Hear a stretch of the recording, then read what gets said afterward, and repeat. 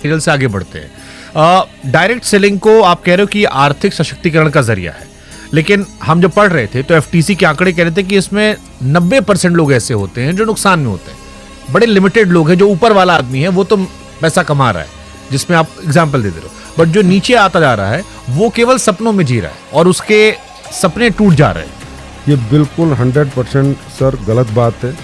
मुझे नहीं पता ये आंकड़े कहाँ से निकालते हैं, इनको कौन निकालता है। सर नुकसान का मतलब होता है लॉस ऑफ माई मनी। नुकसान हो ही नहीं सकता। अगर मेरा पैसा का लॉस नहीं है तो मेरा नुकसान कैसा है। मैंने कहा यहाँ पर हम किसी को भी अपॉर्चुनिटी देते हैं कि सबसे पहले आप उत्पाद खरीदिए और इसका ये एमआरपी है, ये डीपी है, उसको पहले दिखाते हैं कि इसका ये प्राइस है। ऐसे भी नहीं कि उससे प्राइस छुपाते हैं या प्रोडक्ट छुपाते हैं। व्यक्ति खरीदता है, किसी का इंटरेस्ट होता है, वो काम करता है। काम करने में सर यहाँ बहुत मेहनत लगती है, स्किल डेवलपमेंट करनी पड़ती है, पर्सनैलिटी डेवलपमेंट करनी पड़ती है, कम्युनिकेशन स्किल डेवलप करनी पड़ती है, ट्रेनिंगें लेनी पड़ती है, दिन रात भागना पड़ता है। बहुत ज़्यादा मेहनत का काम है सर डायरेक्ट सेलिंग, तभी लोग यहाँ कैरियर बना पाते हैं। बहुत ज़्यादा मेहनत का।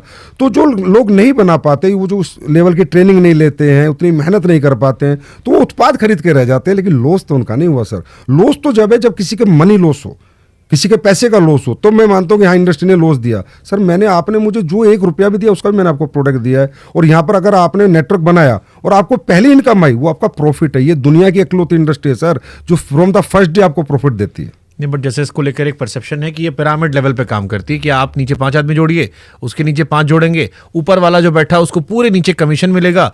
ट्रेनिंग के नाम पर आपने कुछ इनिशियल पैसा ले लिया, उसके बाद जो सामान दिया वो मार्केट रेट से ज्यादा महंगा था, तो जो नीचे वाला आदमी है, मान लीजिए ऊपर वाला आदमी तो मजे में है, बट जो 10 चेन नीचे आया उसका कैसे मुनाफा? सर आपने मुझसे 3 क्वेश्चन पूछ लिए इसमें।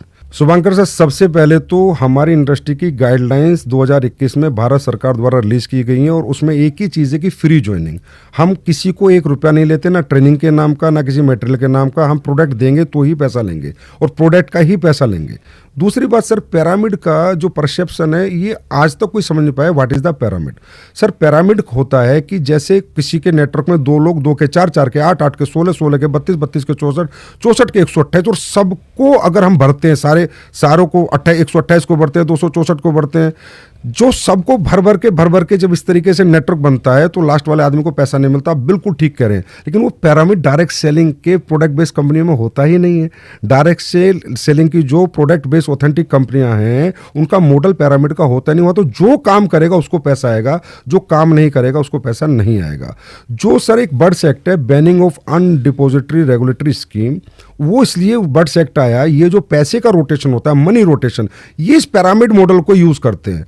डायरेक्ट सेलिंग कंपनी का तो पिरामिड मॉडल होता नहीं, हमें तो कैलकुलेटिव मैथमेटिकली प्लान होता है sir. Mathematically calculative percentage based plan.